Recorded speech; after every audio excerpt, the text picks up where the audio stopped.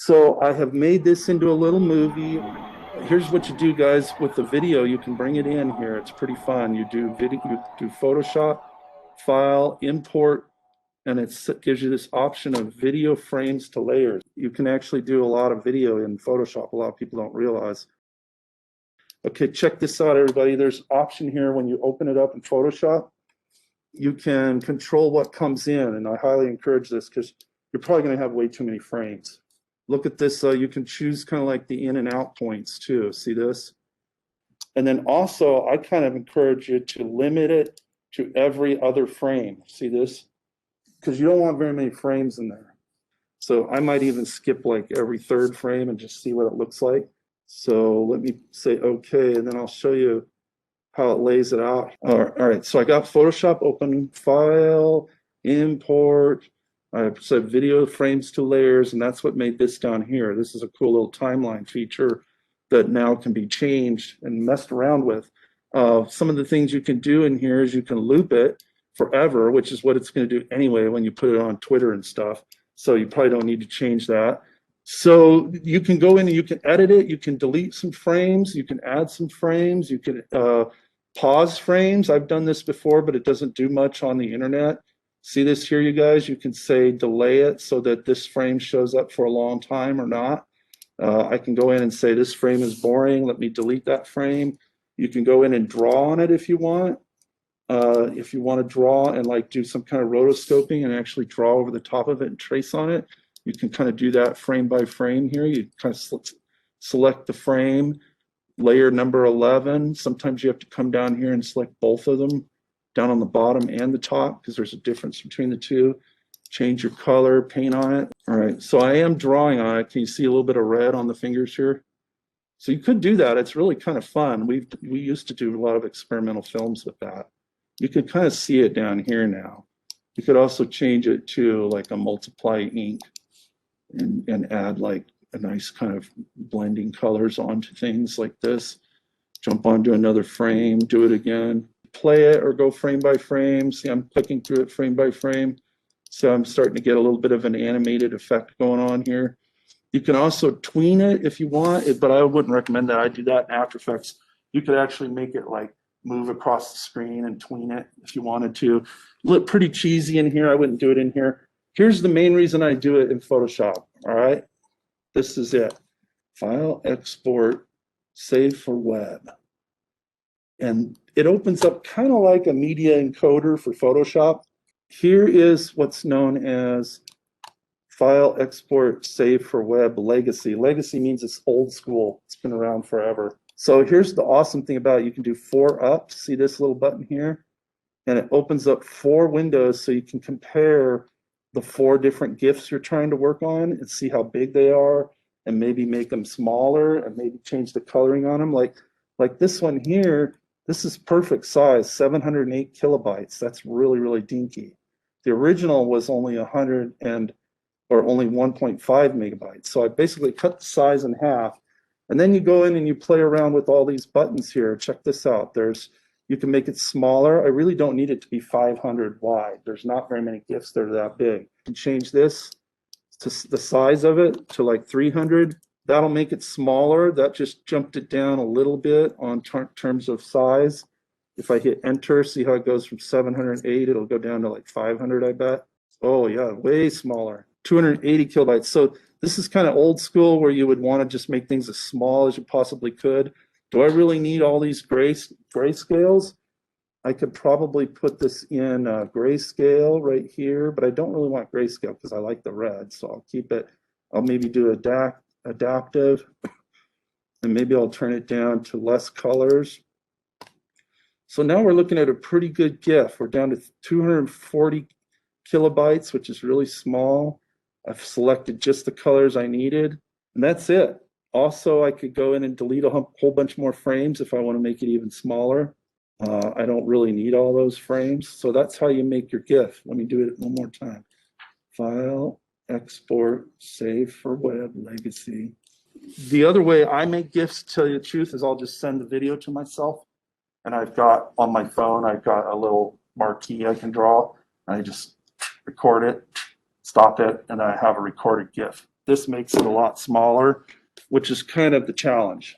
To get it like under 500 kilobytes is a really fun challenge, especially with all these frames. It's kind of amazing what you can do. Then just save it, throw it on the desktop somewhere, and you're done.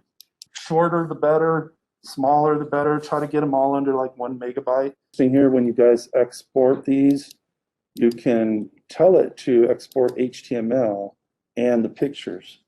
So you can actually put the HTML in a web page. So that's kind of nice too. That's one great thing about GIFs. See right here, you can just copy the HTML, stick it in your web page, and it usually shows up. So yeah, I do the same thing. I do file, import video to layers. And did you see that it gave you an option to skip some frames? See, here's my creepy clown video. And when I say, I don't even need to really hit options, it probably shows up if I do that. But usually when I hit open, this shows up. That's what happened, good. So then I usually say, selected range only, and then I go and I would have tweaked the end of yours where you didn't like those frames, and then I would say limit it to every 3 frames. So it basically skips 2 and keeps 1. And then once I hit OK, it'll bring them in. And that's when a lot of times I just do it again because all of a sudden I see, oh crud, there's way too many frames. This is actually not bad. This has 29 frames. That's nothing. So I can live with 29 frames. At which point I might be like, oh, I hate this clown. Let me delete this guy. Oh, I hate this clown. Let me hit the trash on him, And then it's a little complicated, but some people do a frame by frame drawing. Like you could actually redraw the clowns. And it would be kind of, I would do that. I would go in and with my Wacom, I'd maybe really quick do the red and just like red and black or something. And then I would have this cool looking rotoscope clowns or something going on. And then I usually test it and play it, make sure I like it. I got an empty frame, which looks kind of crappy because I hit delete. So that instead of hitting delete, I should hit the trash. So I like it. File, export, save for web. I think the one I've come to respect the most is this adaptive resolution. Adaptive. And then making things smaller cuts it in half. That's one that I really like to do too, is just making it smaller. So I've got this down to 400 kilobytes, this little guy here. Play it, make sure I like it, love it, save it on the desktop. Tiny clown GIF, tiny clown GIF. GIF. Done. And I might just stick it on Twitter if I can log in. Don't save that. Don't save this one either. Why don't I stick with this one with my son and the Beatles record? So I'm going to say open, and it says cannot open because it's not a valid Photoshop document. So next thing I want to do is go import video frames to layers. So it's a little different way of bringing something in, right? Instead of just opening it. So let's do that, video frames to layers. And I'm going to click on that file again and open it. And it usually gives you some good options here, which I love. You can kind of examine before you just go ahead and whack out and hit import. You can kind of look at it and see if you really want all of it. So I don't know if I need all of this to be in the GIF. This is like my son quite a long time ago, so I might just not show him too much. I might just start here. So you can bring sort of like a bracket in, and you could tell it, selected range only. So you can drag this sort of in point here. See how I did that? Then I'm going to hit play. So now I have this sort of focus on the record and the psychedelic lava lamp and a little shot of the Beatles in the background. And I'll hit space bar there or stop. And that shows me kind of a good spot where I might want to drag the end. But I like that label though. So then I'll keep the label because the label's pretty important. That's what it's really all about. So now that I've got a sort of a range selected, this is really cool that you can bring this stuff into Photoshop. So I've got this selected range, And then the other nice thing is you can either bring in from beginning to end or range. The other thing I really like is you can skip a bunch of frames. Like I can just bring in every other frame. Otherwise, this might be super long and kind of hard to work with, and maybe a GIF that's way too long. So what I might do, it's going to be it might be sped up too much, but I'm going to just bring in every fifth frame, basically. We'll try it out. I might have to do it differently. So this is all in Photoshop. You could do it in After Effects and you could do it in Premiere, but I just find that I have a lot less control, and they're always really big. They're hard to compress very well. So I'm going to show you a method for compressing them out of Photoshop that makes it a lot easier.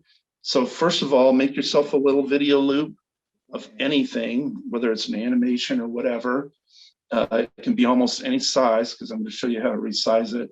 It can be, you know, black and white, whatever you want in terms of GIF, and then bring it into Photoshop. So here we go. Let's open it up. And so the nice thing is that once you bring it in, it has everything laid out in a timeline down here. So I'm scrolling through, and there's still an awful lot of frames, even though I only brought in every fifth frame. You know, there's like 200 frames, which isn't horrible. So I could go back and say, bring in every seventh frame or something like that, depending on how small I want my GIF to be, right? So I'm going to hit play and just kind of see what it looks like. It definitely has sort of a GIF-like feel to it. It's pretty choppy and jumpy, but we're ready to do some stuff with this. I could actually go in here and delete a bunch of frames. You know, I could go in and start almost like editing, because really what you're doing with the GIF is you're just trying to figure out exactly how many frames you need, no more, no less. There's also things you can do to animate in here, which is really fun. So you may want to just play with this. It's like a really, really dumbed down version of After Effects is kind of what it is. So there's a few other things you can control, like, you know, you can actually look at it as a video. See how I click this little thing here, and it could either be a video or a frame by frame thing, which I like the frame by frame thing. So I'm going to stick with that. But you could kind of make it as work on it as a video too. Also, the other thing that's kind of interesting, if I can minimize my zoom stuff here, is every single frame is laid out over here in the layers. So you can do weird things with that too. Like you can actually draw on layer 111. You know, you can click on this layer and you can do rotoscoping, which is what we used to do kind of back in the early days when we played with this. You know, you could go in and you could, I'm going to do it with my mouse, so it'll probably look pretty crappy. Normal mode, I don't really want black. So you have to click on the frame you want to draw on, and it looks like you have to click on it over here too, which is odd. So you get on frame 111 in your layers, and you get on frame 111 on your little timeline, and then you can draw on it like this. You can also change the ink mode to like multiply. So there's a lot of things that are similar to After Effects, but it's just kind of a fun retro way of making stuff. I'm trying to hit brackets to make my pen tool bigger. So there's multiply, and I don't like that. Let me change it to lighten. So you could go in and do some kind of like rotoscoping, and then you can actually turn off everything but your drawing, so that you don't see, if you do it on another layer on top of this, you can kind of turn off the picture and just have your drawings. The other thing you can change down here is looping. You can tell it to go play 1 time, 3 times, or forever. So there actually can be a little code embedded with it or made with it, and you can copy that code and stick it on your website. It creates a little HTML file that goes with it. But I've only done that a few times. Usually I just make it, and no matter what I say right there, it always just loops forever, because that's kind of how GIFs are intended to work.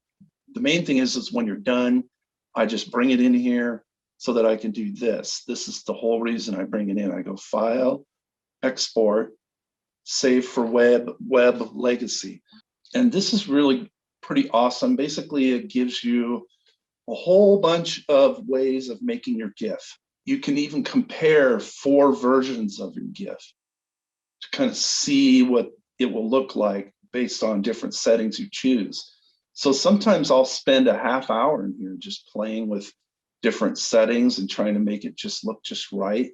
So my original file is 1 megabyte and like 12 kilobytes. So that's, you know, that would be probably too big for a GIF, I would say. So I'm going to click on this here, and I'm going to see if I can make it smaller here. I'm going to go to different settings and try them out. You can make it smaller here and change the scale. Like I can change it, instead of 100%, I can make it 50% of how big it was. So already it's starting to get pretty good. I'll get down to GIF 64, which basically means it's going to cut these colors in half. See all these colors? We probably don't need all of those colors. So this is like half the colors, but you see how it's starting to get spotted. You can make a PNG with a see-through background, depending on what you choose here. Whether it's 24 usually means it has an alpha channel in the background, which means see-throughness. But when you're ready, you can also preview it. So it will make the GIF, and here's all of the HTML that you could copy if you want to put it in your own website. So here is kind of a preview of what it would look like. And it would be almost 2 megabytes. So to me, that's too big. I would probably limit it a lot more. I hardly ever make a GIF that's much bigger than 500 kilobytes. So like half of a megabyte. So because just in the old school days, that's what you wanted. Nowadays, the internet's so much faster and easier. You could probably get away with it being around 1 megabyte, but much more than that is kind of like blasphemy in the GIF world. It seems like the whole point is you want something really, really tiny that's fun and easy to share and to text to people and stuff like that without a big hassle, you know. 2 up or 4 up. So I'm working on this one right now. You could kind of choose different ones and tweak them differently and compare them.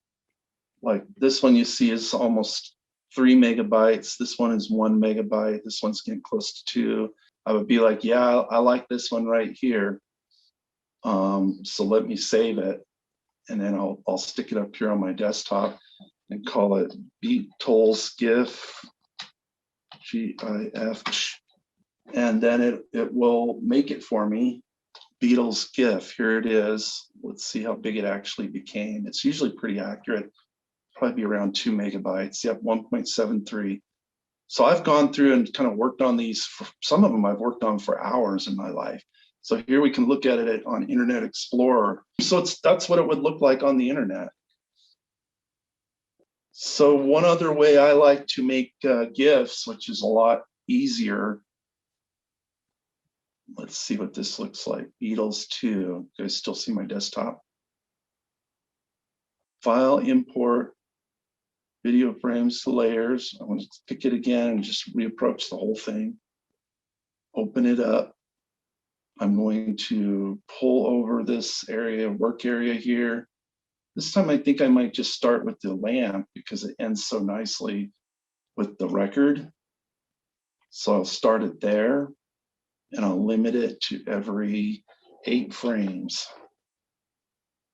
So I just keep trying until I get one that's pretty decent amount of frames. This one is now 103 frames. Let's see what it looks like when I hit play.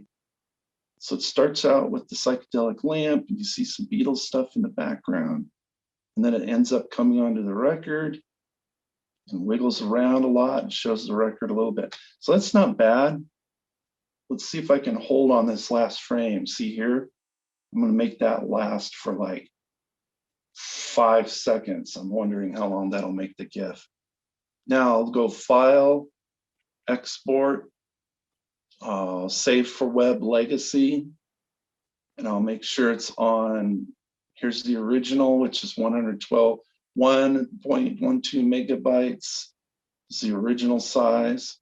And I'll do 4 up, and I'll start looking at these different settings here. I might zoom out a little bit because I can't really see all of the picture. So this only has 8 colors on it. I kind of like adaptive. That's one setting I've used a lot. So you just play around with them. You can kind of, it's nice because what you see is what you get. WYSIWYG or however they call it, right? Add a few more colors into it, see if it makes it much bigger. Yeah, it added a bit more. I'm gonna make it really small this time. Instead of like 300, I'll make it like 250 or something like that. Let's see how, if I lose all my quality here. Let me hit enter. So it's making them all pretty small. See, I can still see beetles, but it's very pixelated now. So see how I kind of keep tweaking it? And that's basically how I make these animated GIFs, or these GIFs out of Photoshop. Let's see, smoother, sharper. And I just keep playing around and I compare all these until I get it to a decent size. And then once I'm done, I export it. So I don't need transparency on this. There's nothing see-through, so I turn that off. Let me save it on the desktop, or call it Beatles 2. So I kind of like that. That's kind of freaky looking. And it is holding at the end. It may not do that when I actually load it up on Twitter. Okay, so now I'm on my little Twitter here. So I'll click on media. I'll look on my desktop here, hit OK. So here it is. And I'll put on here. Oh yeah, see, it's pausing. That's cool. So the loop is pausing actually on Twitter. I'll put in here, love these guys, hashtag Beatles, right? Probably have to have a capital B on there. Yep, there it is. So that's done. I'll hit tweet. Now I just made a little GIF. We'll see how many millions of people love it, share it. So anyway, that's GIF making.